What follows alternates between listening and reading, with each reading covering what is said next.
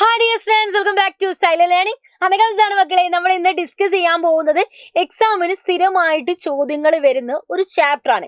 എല്ലാ ചോദ്യങ്ങളിലും ചാപ്റ്റർ വരില്ലേ മിസ് എന്ന് ചോദിച്ചാൽ എല്ലാ ചോദ്യങ്ങളിലും വരും. പക്ഷെ ചില ചാപ്റ്റേഴ്സ് ലീസ്റ്റ് ഇമ്പോർട്ടൻ്റ് ആണെന്ന് മിസ് പറഞ്ഞിട്ടുണ്ടല്ലോ. അപ്പോൾ ഇന്ന് നമ്മൾ ഡിസ്കസ് ചെയ്യാൻ പോകുന്ന ചാപ്റ്റർ വളരെ പ്രധാനപ്പെട്ട ചാപ്റ്റർ ആണ്. ഇന്റർനാഷണൽ ഓർഗനൈസേഷൻ എന്ന ചാപ്റ്ററിലെ കുറച്ച് പ്രധാനപ്പെട്ട MCQസും അതേപോലെ ചോദ്യങ്ങളുമാണ് നമ്മൾ ഇന്ന് പരിചയപ്പെടാൻ പോകുന്നത്. അപ്പോൾ എക്സാമിന് നമ്മുടെ മുമ്പിൽ ഇനി വിരലിലെണ്ണാവുന്ന ദിവസങ്ങളേ ഉള്ളൂ. ഓരോ ചാപ്റ്ററിലെ ഇമ്പോർട്ടൻസ് ഏതൊക്കെയാണെന്ന് മനസ്സിലാക്കി, ഒരു ചാപ്റ്ററിന് ഒരുപാട് കാര്യങ്ങൾ പഠിക്കാനുണ്ടാവില്ല നമുക്ക്. അപ്പോൾ അതിൽ ഏറ്റവും ഇമ്പോർട്ടൻസ് എന്താണെന്ന് മനസ്സിലാക്കി പഠിച്ചാൽ നമുക്ക് എന്ത് ചെയ്യും, ഈസി ആയിട്ട് നമുക്ക് A+ നമുക്ക് കിട്ടും. അപ്പോൾ റെഡിയല്ലേ എല്ലാവരും ഇന്റർനാഷണൽ ഓർഗനൈസേഷനിലെ പ്രധാന ചോദ്യങ്ങൾ പരിചയപ്പെടാൻ വേണ്ടിയിട്ട്? അപ്പോൾ നമുക്ക് സ്റ്റാർട്ട് ചെയ്യാം. ആദ്യം തന്നെ മക്കളെ നമുക്ക് എന്തുമായിട്ട് സ്റ്റാർട്ട് ചെയ്യാം? MCQs ആയിട്ട് സ്റ്റാർട്ട് ചെയ്യും. MCQന് വളരെ പ്രധാനപ്പെട്ടതാണ്. എക്സാമിന് നമുക്കറിയാം ഈസി ആയിട്ട് ഒരു മാർക്ക് നമുക്ക് കിട്ടുന്നതാണ്. ഒരു 5 MCQ വന്ന് 5 മാർക്ക്, 5 MCQ വന്നാന്നല്ല 5 MCQ എന്തായാലും വരും. അപ്പോൾ നമുക്ക് 5 മാർക്ക് എങ്ങനെ ചെയ്യാം? അങ്ങനെ തന്നെ നമുക്ക് സെറ്റ് ചെയ്യാൻ പറ്റും. അപ്പോൾ നമുക്ക് തുടങ്ങാം കേട്ടോ. അപ്പോൾ ആദ്യത്തെ ചോദ്യം, എന്നാണ് യുണൈറ്റഡ് നേഷൻ എസ്റ്റാബ്ലിഷ് ചെയ്തതെന്നാണ് ചോദിക്കുന്നത്. 1945 എസ്റ്റാബ്ലിഷ് ചെയ്തത്. എന്നാണ്? 1945.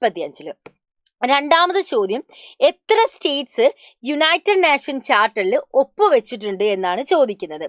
51 സ്റ്റേറ്റുകളാണ്. രണ്ടാമത്തെ ചോദ്യം നോക്കിക്കേ, what are the present strength of യുഎന്റെ പ്രസന്റ് സ്ട്രെങ്ത് ആണ് ചോദിക്കുന്നത്. 193. അതേപോലെ തന്നെ യുണൈറ്റഡ് നേഷനിലെ പ്രൈം ഒബ്ജക്റ്റീവ് എന്താണ്? Maintain peace and security in the world. ലോകത്ത് സമാധാനവും സുരക്ഷയും ഉറപ്പുവരുത്തുക. അടുത്ത ചോദ്യം, where is the international court of justice located? എവിടെയാണ് international court of justice locate ചെയ്തിട്ടുള്ളത്? നെതർലാൻഡിലെ ഹാഗ്യൂലാണ്. ഓക്കെ, സെറ്റ് അല്ലേ? 5 ചോദ്യങ്ങൾ നമ്മൾ സെറ്റാക്കിയേ. അടുത്തതിലേക്ക് നമുക്ക് പോവാം. UN സെക്യൂരിറ്റി കൗൺസിലിലെ പെർമനന്റ് മെമ്പേഴ്സ് ആണ് ചോദിക്കുന്നത്. 5 പെർമനന്റ് മെമ്പേഴ്സ് ആണുള്ളത് നമുക്കറിയാലേ. എത്ര നോൺ പെർമനന്റ് മെമ്പേഴ്സ് ആണ്? 10 നോൺ പെർമനന്റ് മെമ്പേഴ്സ് ആണുള്ളത്. അതേപോലെ തന്നെ ഏത് ഏജൻസിയാണ് മക്കളെ safety and peaceful use of nuclear ടെക്നോളജിനെ കുറിച്ച് കൺസേൺ ചെയ്തിട്ടുള്ള UN-ലെ ഏത് ഏജൻസിയാണ്? International atomic energy agency. എന്താണ്? International atomic energy agency. Which agency of UN concern with the safety and the peaceful use of nuclear technology? ഏത് ഏജൻസിയാണ്? International atomic energy agency. അടുത്ത ചോദ്യം, which was the successor of general agreement on trade and tariff? Trade and tariff in a general agreement on trade and tariff in a successor, അതിനുശേഷം വന്നത് ആരാണ് എന്നാണ് ചോദിക്കുന്നത്. നമ്മുടെ വേൾഡ് ട്രേഡ് ഓർഗനൈസേഷൻ ആണ്. അപ്പോൾ പിൻഗാമി എന്ന് നമ്മൾ പറയുന്ന സമയത്ത് അതാണ് സക്സസർ എന്ന് പറയുന്നത്.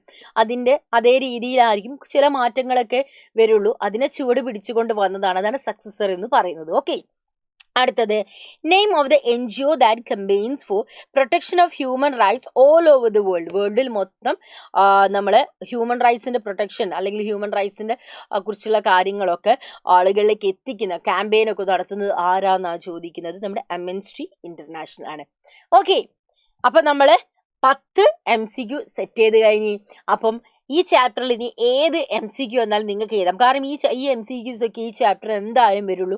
ഇത്രയും കാലങ്ങളായിട്ട് വന്ന MCQ ഉള്ളൂ. ഇനി കൂടുതലായിട്ട് വേറെ MCQs ഒന്നും വരില്ല. അപ്പോൾ നമുക്ക് ഇനി ഈ ചാപ്റ്ററിലെ അടുത്ത ചോദ്യത്തിലേക്ക് നമുക്ക് പോകാം. What are the functions of security council? Security council ഒരു പെർമനന്റ് മെമ്പർ ആവുക എന്ന് പറയാൻ വളരെ ബുദ്ധിമുട്ടാണ്, നമുക്കറിയാലോ. 15 മെമ്പേഴ്സ് ആണ് അതിലുള്ളത്. 5 മെമ്പേഴ്സ് പെർമനന്റ് ആയിരിക്കും. അവർ എത്ര കാലം കഴിഞ്ഞാലും മാറ്റാൻ പറ്റില്ല. റഷ്യ, US അതൊക്കെ അതിൻ്റെ അതിലൊരു പെർമനന്റ് മെമ്പറാണ്. പക്ഷേ ഇന്ത്യനെ പോലുള്ള രാജ്യങ്ങൾ അതിൽ മെമ്പർ അല്ല. ഒരുപാട് മെമ്പർ ആവാൻ വേണ്ടി ട്രൈ ചെയ്തിട്ടുണ്ടായിരുന്നു. അപ്പോൾ എന്തൊക്കെയാണ് അതിൽ മെമ്പർ ആവാനുള്ള ക്രൈറ്റീരിയ നമുക്ക് പറയാം. അപ്പോൾ UN സെക്യൂരിറ്റി കൗൺസിലിനെ കുറിച്ചിട്ട് വളരെ ഇമ്പോർട്ടൻ്റ് ആണ്. അവർ ചെയ്യുന്ന ഫങ്ഷൻസ് ഒക്കെ വളരെ ഇമ്പോർട്ടൻ്റ് ആണ്. അപ്പം നമുക്ക് നോക്കാം എന്താണ് അവരുടെ പ്രധാനപ്പെട്ട ഫങ്ഷൻ. ലോകത്ത് സമാധാനവും സുരക്ഷയും ഉറപ്പുവരുത്തുക. അതേപോലെ തന്നെ ഏതെങ്കിലും രാജ്യത്ത് എന്തെങ്കിലും ഇഷ്യൂസോ കാര്യങ്ങളോ നടക്കുന്നുണ്ടെങ്കിൽ അതൊക്കെ കണ്ടുപിടിച്ച ഡിസ്പ്യൂട്ട്സ് ഒക്കെ ഇൻവെസ്റ്റിഗേറ്റ് ചെയ്ത് കണ്ടുപിടിക്കുക. അടുത്തത്, ഇത്തരത്തിലുള്ള ഡിസ്പ്യൂട്ട്സുകൾ ഈ രാജ്യങ്ങൾ അങ്ങോട്ടും ഇങ്ങോട്ടും തമ്മിലുള്ള പ്രശ്നങ്ങൾ പരിഹരിക്കാൻ വേണ്ടിയിട്ടുള്ള റെക്കമെൻഡേഷൻസ് ഒക്കെ പ്രൊവൈഡ് ചെയ്യുക. പിന്നെ എന്താണ്? ഏതെങ്കിലും രാജ്യം എന്തെങ്കിലും അഗ്രഷനോ കാര്യങ്ങളോ നടത്തുന്ന സമയത്ത് അതിനെതിരെ മിലിറ്ററി ആക്ഷൻസ് ഒക്കെ നടത്താം. ഇതൊക്കെ UN സെക്യൂരിറ്റി കൗൺസിലിന്റെ ഫംഗ്ഷനാണ്. UN സെക്യൂരിറ്റി കൗൺസിലാണ്, വളരെ ഇമ്പോർട്ടൻ്റ് ആണ് എന്നുള്ള കാര്യം മനസ്സിലാക്കി വെക്കണം. അടുത്ത ചോദ്യം മക്കളെ എന്താണ്? What are the criteria? What are the criteria for the new permanent and non permanent members of the security council? അതായത് സെക്യൂരിറ്റി കൗൺസിലിലെ ഒരു പെർമനന്റ് മെമ്പർ ആവാൻ വേണ്ടിയിട്ട് അല്ലെങ്കിൽ ഒരു നോൺ പെർമനന്റ് മെമ്പർ ആവാനും കൂടി വേണ്ടിയിട്ടുള്ള നമ്മളെ ക്രൈറ്റീരിയ എന്താണ്? ഈസി ആയിട്ട് നമുക്ക് എന്ത് ചെയ്യാം, അതിൽ ജോയിൻ ചെയ്യാൻ പറ്റില്ല. അപ്പം എന്തൊക്കെ ക്രൈറ്റീരിയകളാണ് അതിലുള്ളത്? UN secretary general coffee Annan initiated an inquiry in 1997 regarding the restructuring of UN.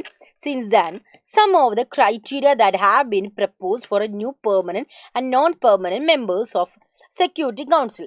നമ്മളെ സെക്യൂരിറ്റി കൗൺസിൽ നോൺ പെർമനന്റ് ആവാനും അതേപോലെ തന്നെ പുതിയ ന്യൂ പെർമനന്റ് മെമ്പർ ആവാനൊക്കെ വേണ്ടിയിട്ട് കുറച്ച് ക്രൈറ്റീരിയകളൊക്കെ ആഡ് ചെയ്തിട്ടുണ്ട്.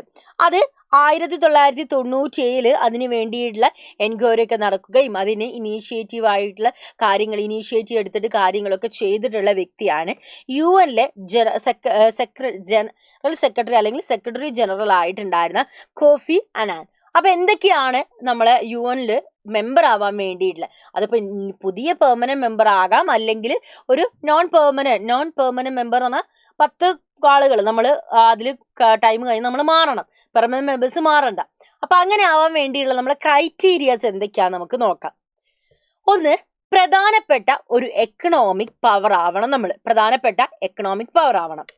രണ്ടാമത്തത് മേജർ മിലിറ്ററി പവറാണ്, മിലിറ്ററി എക്യുപ്ഡ് ആയിട്ട് ആളുകളാവണം നമ്മൾ.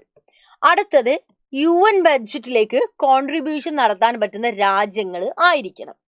പിന്നെ എന്താണ്, അവിടെ ഒരുപാട് പോപ്പുലേഷൻ ഉണ്ടായിരിക്കണം, അതായത് പോപ്പുലേഷൻ കൂടുതലുള്ള രാജ്യമായിരിക്കണം. പിന്നെ പറയുന്നത് ഡെമോക്രസിനെയും ഹ്യൂമൻ റൈറ്റ്സിനെയും എന്ത് ചെയ്യണം, റെസ്പെക്ട് ചെയ്യുന്ന രാജ്യമായിരിക്കണം. ഡെമോക്രാറ്റിക് കൺട്രിക്ക് മുൻഗണന ഉണ്ട് എന്നാണ് അതിനർത്ഥം. അതേപോലെ തന്നെ a country that would make the council more representative of the world's diversity. World ഡൈവേഴ്സിറ്റിനെ കൂടുതൽ റെപ്രസെൻറ്റേറ്റ് ചെയ്യുന്ന കൺട്രി ആയിരിക്കണം. അപ്പൊ ഇത്രയും ക്രൈറ്റീരിയ ആണ് UN ഒരു പെർമനന്റ് അല്ലെങ്കിൽ നോൺ പെർമനന്റ് മെമ്പർ ആവാൻ വേണ്ടിയിട്ടുള്ളത്. അപ്പൊ മക്കളെ, ഇന്ത്യക്ക് ഈ പറയുന്ന ക്രൈറ്റീരിയകളൊക്കെ ഉണ്ട്, പക്ഷെ ഇന്ത്യനെ ഒരു നോൺ പെർമനന്റ് മെമ്പർ പോലും ആക്കിയിട്ടില്ല. അപ്പോൾ ഒരു പെർമനന്റ് മെമ്പർ ആവാൻ വേണ്ടിയിട്ട് ഇന്ത്യ ഒരുപാട് ട്രൈ ചെയ്യുന്നുണ്ട്. എന്തുകൊണ്ടാണ് ഇന്ത്യനെ ഒരു പെർമനന്റ് മെമ്പർ ആക്കാത്തതെന്ന് വെച്ചിട്ടുണ്ടെങ്കിൽ, ഇന്ത്യൻ്റെ സമയത്ത് സ്വാതന്ത്ര്യം കിട്ടിയ ഒരുപാട് രാജ്യങ്ങളുണ്ട്. അപ്പം ഇന്ത്യനാക്കുന്ന സമയത്ത് മറ്റുള്ളവർ ക്വസ്റ്റ്യൻ ചെയ്യുന്നു പറയുന്നുണ്ട്. അതേപോലെ തന്നെ ഇന്ത്യയും പാകിസ്ഥാനും തമ്മിലുള്ള ഇഷ്യൂസ് അതേപോലെ അത് മറ്റുള്ള രാജ്യങ്ങൾക്ക് അത് അത്രത്തോളം ഓക്കെ അല്ല. കാരണം ഇന്ത്യനെ കൊണ്ടുവരുന്ന സമയത്ത് പാകിസ്ഥാനിലുള്ളൊരു എതിർപ്പ്, അതേപോലെ അങ്ങനെ ചൈന, അങ്ങനെ പല ആളുകളുടെയും എതിർപ്പും കാര്യങ്ങളൊക്കെ ഉണ്ടാവുമെന്ന് പറഞ്ഞിട്ട് ഇന്ത്യൻ എന്ത് ചെയ്തിട്ടില്ല, പെർമനന്റ് മെമ്പർ ആക്കിയിട്ടില്ല. അപ്പം ഈ ഒരു കാരണങ്ങൾ പറഞ്ഞിട്ട് ഇന്ത്യനെ മാറ്റി വെക്കുക എന്ന് പറയുന്നത് എന്താ, അങ്ങനെ വെക്കണോ എന്നൊക്കെ ചോദ്യങ്ങൾ ഒരുപാട് വന്നിട്ടുണ്ട്. പക്ഷേ ഒരു യുണൈറ്റഡ് നാഷണൽ ഒരു സെക്യൂരിറ്റി കൗൺസിൽ ആകുമ്പം ഒരു വേൾഡിനെ റെപ്രസെന്റ് ചെയ്യുന്നതാണ്. അപ്പം അത്രത്തോളം പെർഫെക്റ്റ് ആയിട്ടുള്ള ആളുകളെ അവരവിടെ കൊണ്ടുവരുള്ളൂ. അപ്പം ഇത്തരത്തിലുള്ള ക്രൈറ്റീരിയ ഒക്കെ മീറ്റ് ചെയ്യണമെന്നാണ്. ഈ ക്രൈറ്റീരിയസ് ഒക്കെ ഇന്ത്യ മീറ്റ് ചെയ്തിട്ടുണ്ട്. കാരണം ഇന്ത്യയിൽ നമ്മൾ നോക്കുകയാണെങ്കിൽ ഒരുപാട് സെക്കൻഡ് പോപ്പുലേറ്റ് ചെയ്തിട്ട് കൺട്രിയാണ്. മിലിറ്ററി പവർ ഉണ്ട്, എക്കണോമിക് പവർ ഉണ്ട്. യുണൈറ്റഡ് നാഷനിലേക്ക് നല്ല രീതിയിൽ തന്നെ കോൺട്രിബ്യൂട്ട് ചെയ്യുന്നുണ്ട്. ആൻഡ് എക്സ്പെഷ്യലി നമ്മൾ നോക്കുകയാണെങ്കിൽ ഡെമോക്രാറ്റിക് കൺട്രിയാണ്, ഹ്യൂമൻ റൈറ്റ്സിനെ റെസ്പെക്ട് ചെയ്യുന്ന കൺട്രിയാണ്. ആൻഡ് ഇപ്പം നമ്മൾ പറയുകയാണെങ്കിൽ പല തരത്തിലുള്ള ഡൈവേഴ്സിറ്റിനെ റെപ്രസെൻ്റ് ചെയ്യുന്ന ഒരു രാജ്യം കൂടിയാണ് ഇന്ത്യ എന്ന് പറയുന്നത്. പക്ഷെ ഇന്ത്യക്ക് ഇതിലേക്കുള്ളൊരു പെർമനന്റ് മെമ്പർ ആവാൻ ഇതുവരെ സാധിച്ചിട്ടില്ല എന്ന കാര്യം കൂടെ ഓർത്ത് വെക്കാം. ഓക്കെ, അപ്പോൾ മക്കളെ, ഇത്രയും കാര്യങ്ങളാണ് നമുക്ക് ഡിസ്കസ് ചെയ്യാനുള്ളത്. അപ്പോൾ ഈ ഒരു ചാപ്റ്ററിലെ പ്രധാനപ്പെട്ട ചോദ്യങ്ങൾ എന്ത് ചെയ്യും, നമ്മളിതാ ഏകദേശം ഒരു 8 മിനിറ്റ് കൊണ്ട് നമ്മൾ സെറ്റാക്കി കഴിഞ്ഞു. അപ്പോൾ ഇതേപോലുള്ള ഒരുപാട് വീഡിയോസ് ആയിട്ട് നമുക്ക് വീണ്ടും കണ്ടുമുട്ടേണ്ടതുണ്ട്. അപ്പോൾ എക്സാമിൻ്റെ മുന്നേ ഏതൊക്കെ ചാപ്റ്ററിൽ ഏതൊക്കെ പോർഷൻസ് ആണ് നമുക്കൊക്കെ കൂടുതൽ അറിയാൻ ആഗ്രഹമുള്ളതെന്ന് വെച്ചാൽ ഒന്ന് കമൻറ്റ് ചെയ്യുക. അതിൻ്റെ വീഡിയോസ് ആയിട്ട് മിസ് വരുന്നതായിരിക്കും കേട്ടോ. അപ്പോൾ നമ്മുടെ ഇന്നത്തെ സെക്ഷൻ ഫൈൻഡപ്പ് ചെയ്യാണ്. So that's love it's video. Thanks for watching us dears.